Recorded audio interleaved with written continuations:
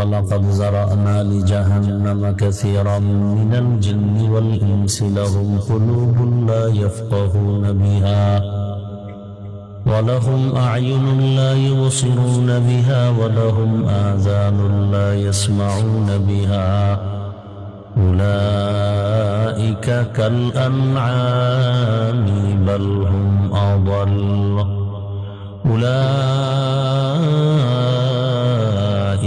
هم الغافلون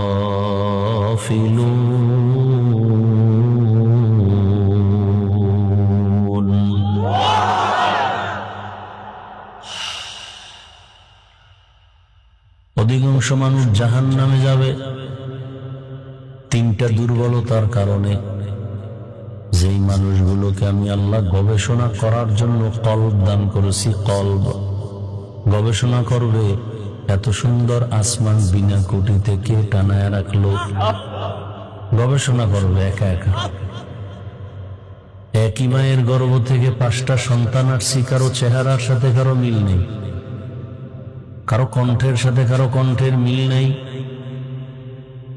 আমি ঘুমায় গেলে আমাকে সজাগ আমার যিনি করে দেন, মরা হয়ে যায় ঘুমের মধ্যে। আমি মরা না,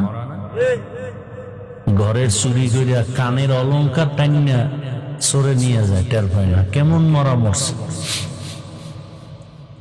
আল্লাহ বলেন আমি তোরে সজাগ না করলে কেউ সজাগ করতে।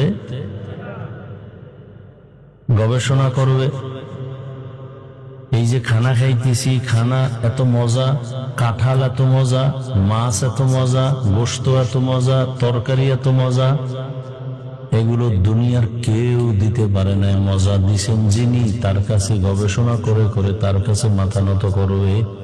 টাকার কারণে কোনো বেঈমানের কাছে মাথা নত করবে না। 2 নম্বর দুর্বলতা, আমি দেখার জন্য চক্ষু দিছি, দেখে না। কথা কি করে? দেখে, কি দেখে? উল্টা পাল্টা। দেখার জন্য বলেছি মা বাবাকে দেখবা সওয়াব,